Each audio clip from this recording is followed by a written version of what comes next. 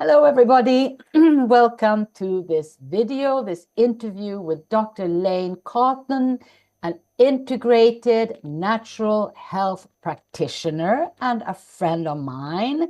And I wanted him to come on here and talk to you today because he has some really funky and interesting stuff to say. So, Lane, what is this topic and how do you define it? Well, thank you for having me on. And today we're just going to be talking about menopause and just simply that transition in life that happens when women stop menstruating and start shifting into a biological state of going from prioritizing giving life to another human being into something different. That could mean prioritizing themselves again or something else, whatever they decide. So, that's the topic of the conversation today. Oh, I love it. And for all of you ladies who are saying, what is a dude doing on your interview talking about menopause? I brought him on because it's not about being a dude or not. It's the bigger picture of what menopause actually is for us women. And Lane has some really amazing, brilliant insights to share with us. And that's why he's here, even though he's a dude. So, how did you get started? Why are you so passionate about it? Was this your expertise, that whole bit? Well, that's a great point. And yeah, I don't deny I'm a dude here talking about menopause. And the reason why is because in my practice, in my natural healthcare practice, I mainly see women, and a lot of these women are 40s to 50s, and this is something that's come up a lot. And in my practice, I really focus on different aspects of health, and hormonal chemistry is definitely one of those really important ones for both men and women. And so I wound up working with menopause symptoms and helping to ease that transition for men and women into menopause or andropause, whatever it is. So this is how I got started in it. And the reason why I was in practice to begin with was because I had a lot of health issues growing up. I was a sick kid. I got sick every year, many times. I had spinal issues and things hurt and didn't function right. And I uh, I had all kinds of mental, emotional health issues as I grew, and just, the blessing is when you start off life and everything's a mess, then you really get clear about what it takes to straighten things up and find your way. And so that's what I've done. Health has been a focus of my life since I was a child because it kind of needed to be. And then I have been able to share what I've learned with others, and that's been an extremely rewarding path. And I'm glad to be here sharing with you today. Great. And yes, that's absolutely true. So, And could I just add one more thing? yes. Um, so you asked me what is it, and I want to define what it is. But I just want to say one thing about what it's not too, because I think that's equally important, especially in modern society and the way that people have been conditioned to look at some of these life changes. And this includes menopause, but it also includes even childbirth. So there are many natural processes that have become more and more being treated like diseases. And even when we talk about menopause, we talk about menopause symptoms sometimes. And I would like to kind of reframe that languaging because a symptom is an indication of a disease. And menopause is not a disease. People come to look at it as something that involves the body breaking down or something going wrong. And there's nothing wrong with menopause. It can be associated with difficulties, like many transitions in life can be, and they can be associated with discomfort and various uncomfortable things that show up in the body. But these are not symptoms of a disease necessarily, as much as they are weaknesses that are already within the system, that are being brought out by a decreased level of certain hormones. I think it's just an important reframe. I love that you say that because I keep saying this as well. It's not a disease because it's not that every single woman on the planet is going to go through this, like it or not. It's like getting born or dying, right? So I love that you're pointing that out because I think it is really important. And I think that also ties into what we talked about earlier before the interview about mindset and stuff, which we're going to come to a bit. So why is it so difficult for people, and what are the mistakes they make? What is this confusion that is going on? Because everybody, and here I have to do this caveat that everybody gets stuck in the symptoms and they're looking for the Right. medicinal ways of alleviating the symptoms, and they miss the whole picture. So if you could go Right. a bit into that. There's so much to say about that in response to that question, because when we look at what mistakes people make, I mean, I think it's not a fault of anyone out there that the mindset is, I'm having hot flashes, I need to go get some hormones, or I need to get a medication, I need to, take something so that I can stop this, right? You asked why it's so difficult. I think part of the reason why it's so difficult is that culturally we've been trained to view this as a medical problem. We've been trained to view it as a disease even when we know that it's not. Much like even childbirth, we've been trained that this is a medical procedure or it's a medical condition that needs to be supervised by external professionals that are going to take us to a special sterilized place and do some high-tech, risky procedures, and hopefully everything's going to be okay. And for millennia, for tens of thousands of years, we've been doing this on this planet without any of that. And it's important to recognize that this recent shift, which really has been taking place over the last 150 years tops, I mean, really, toward the later part of 100 years, this trend toward taking reproductive function and putting it within the medical system is really brand new. And what it does is it takes our own instincts and the authority and the power of our own instincts and our own natural processes, and it makes them take a back seat to the guidance of a professional outside of our bodies who's working for an institution that is a business and has a lot of pressures and financial pressures and various considerations to kind of balance. And that's a very disempowering place to be in when we're told that we can't trust ourselves, we have to trust someone else, and this person may or may not know us that well.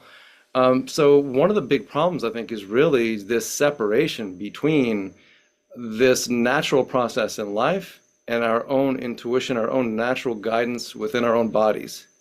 Because this is something that you asked, why is this hard, such a hard change? And I think this is a part of it, but another reason is that when we form a sense of self, we do it out of a sense of emotional protection, oftentimes, sometimes physical protection.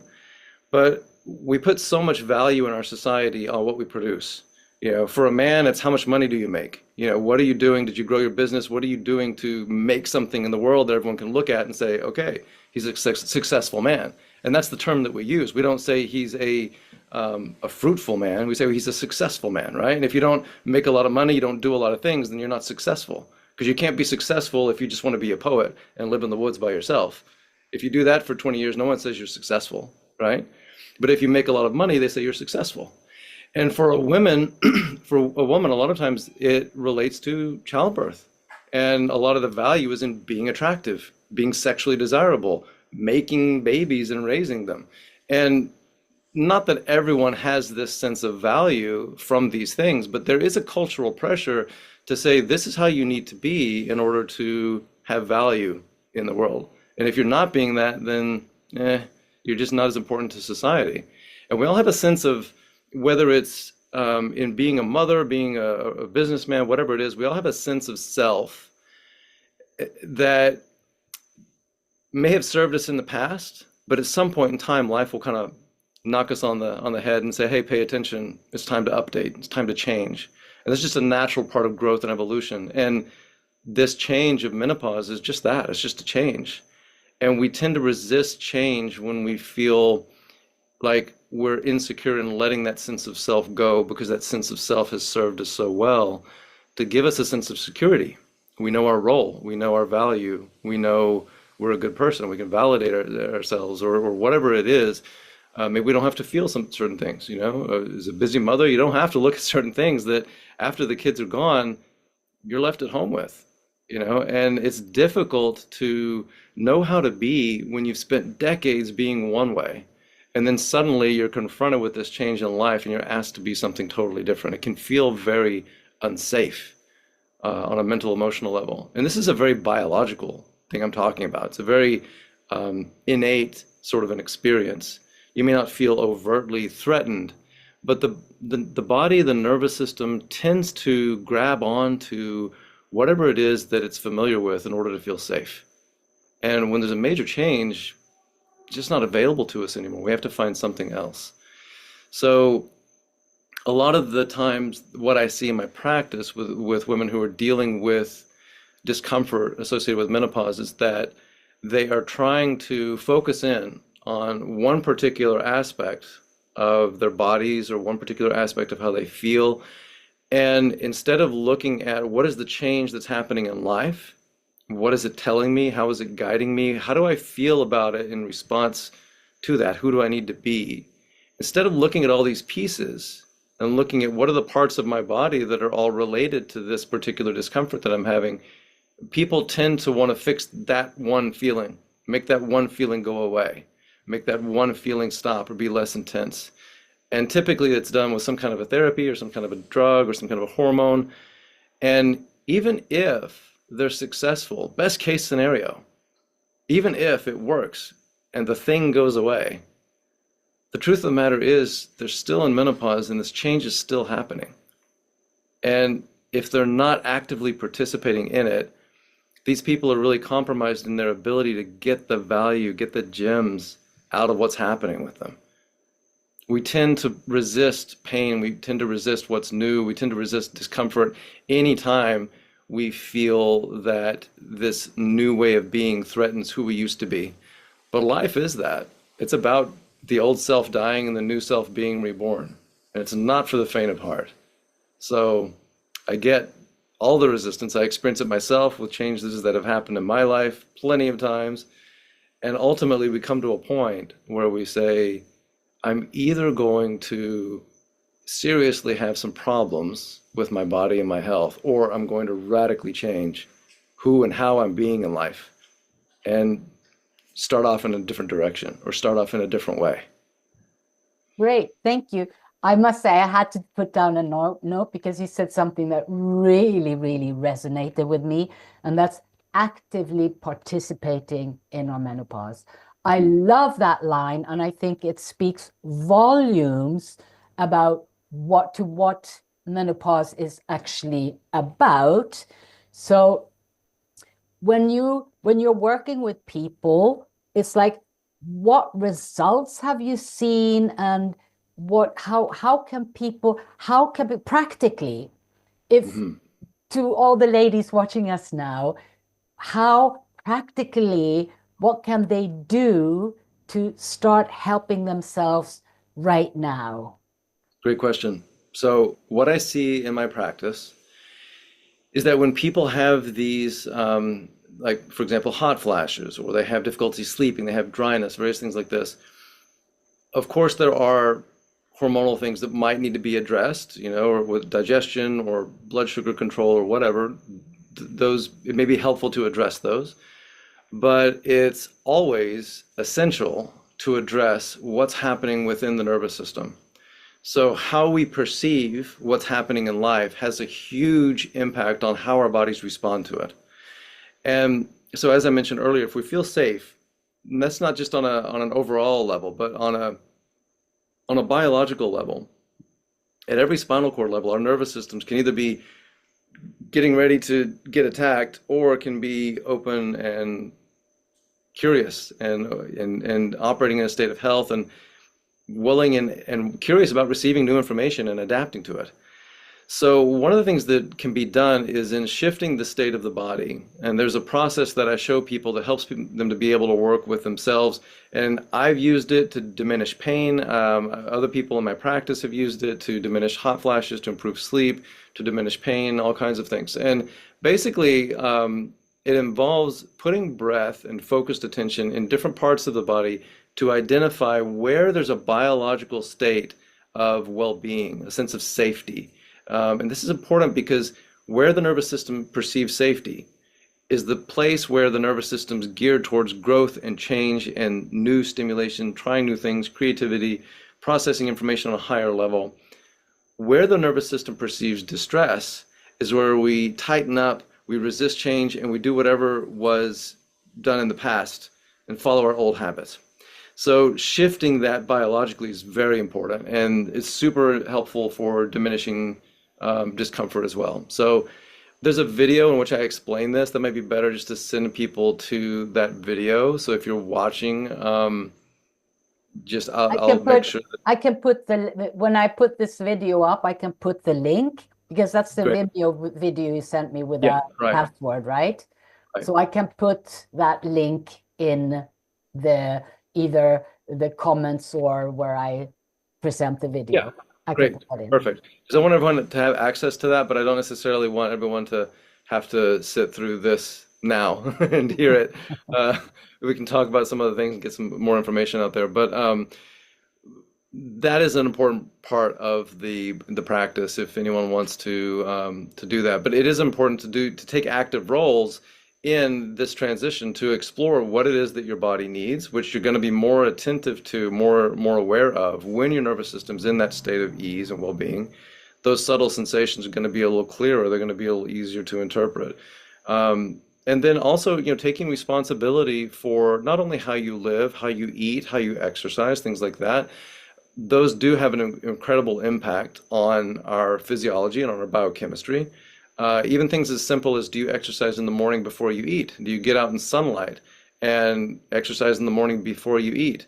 Just getting a little bit of muscle fatigue, just squatting and standing until you're tired, or squatting and jumping until you're tired. Just that on a fasted state can make some huge biochemical shifts. And it's just a matter of loving yourself enough to take that action to make a shift in your body and in your biochemistry. Also, our brains are extremely important in how we experience what's happening in our bodies. And pain is one of those things that we perceive in our brains. And we think we experience it in the body, and sometimes we do. But when the brain is operating at a lower level of activity, which can happen when there's a decreased level of certain hormones, we can feel depressed. We can feel pain. We can feel like a dull, aching pain or throbbing pain. And it may be happening from the brain rather than something in the body, especially if we feel aches and pains that kind of travel around one side and the other. And especially you go to the doctor, you get it checked out, nothing's wrong.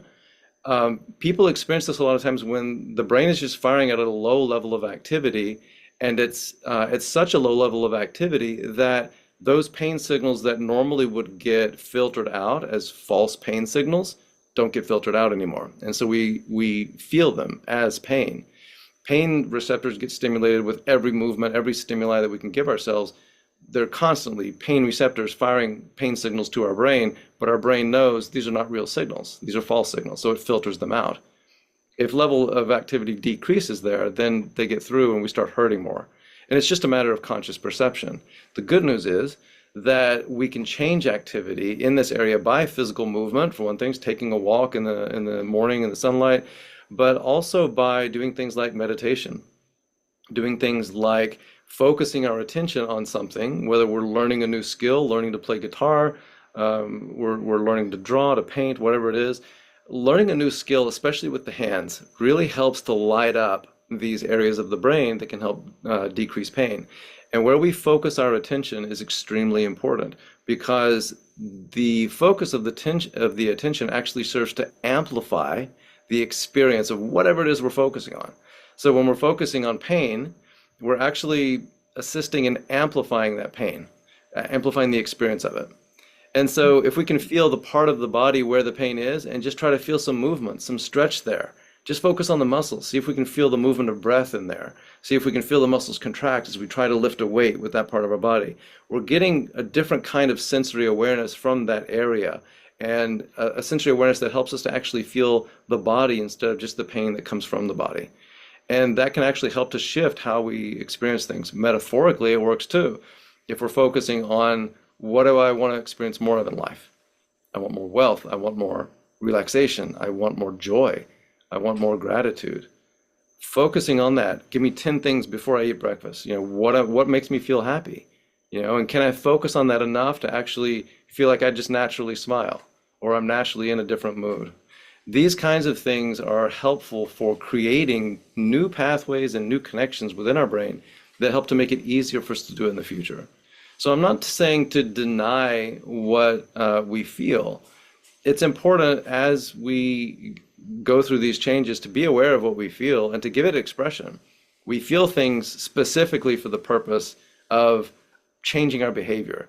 That's what a symptom or a sign of discomfort is. It's something that is a natural signal something needs to change. And sometimes we need to just yell into a pillow or hit a mattress or run up We some know about stairs, that. like whatever it is that we need to do to get that out. And then once we've gotten it out, what do we choose to focus on? What is it that we're going toward, not just what are we going away from? And when we focus on these things, that we actually build up an ability biologically to connect to them more. And this can have profound impacts on the body. So I know a neuroscientist who's done research on this, and I can't say too much specifics because it hasn't been published yet, but he has found just from meditating alone, people who are meditating have huge changes in very important chemicals that promote not only brain health, but body health, in immunity, cardiovascular function, hormonal function, like so many different things. And it's just from focusing the attention on something that helps us to feel good. Muscle movement, by the way, also produces some of these same chemicals. So there's so many things that we can do when we're feeling like life is pushing us to the edge that can help us to take that reality or that experience of life pushing us to the edge and do something to help us direct ourselves into where we want to be. The point of the edge is that you deserve something better than what you've had in the past. And it's time to move from where you've been to where you're going. And that's scary. But it's something that this change can help actually support if we direct it proactively. Thank you. I'd like to throw a thing out there that you made me think about. And that is, as you know, I work with epigenetics and looking at genetic memories and stuff like that. And going back to what you were talking about, this study with meditation, and there are a lot of studies that show that meditation do all of these different things, and that the mind is sort of the control center even of the body, and that emotions, the way that we perceive them, are actually physical. They're not really in the brain. So could it be, because this is something I've been looking at, that we are programmed over decades and generations to believing that menopause, as it were, is this horrible bad thing, and that it is supposed to be difficult and painful and hard, and that actually going backwards in time to before it became a medical phenomena or whatever, that women had a different perception of menopause. Because what I'm seeing over the years, I'm 64, so I'm way post-menopause, but I've been working with women for 35 years, right? And over these years, I find that the whole menopause journey, perimenopause became really big. And then the symptoms, it's like every year there are more symptoms added to the list. And sometimes I wonder what it's like, the chicken and the egg, right? Where does that, is it so that women never noticed before or never spoke about it and it was always like that, which I doubt? Or is it that with time, if you tell somebody enough times, that is what they will believe? It's like this story: how do you keep the rabbits in their cage? You tell them Right, there's a fox outside or a wolf outside that's going to right. eat them. So I'm looking at that and I'm a bit confounded by how large this whole physical discomfort thing of menopause, where it really has become a disease, right?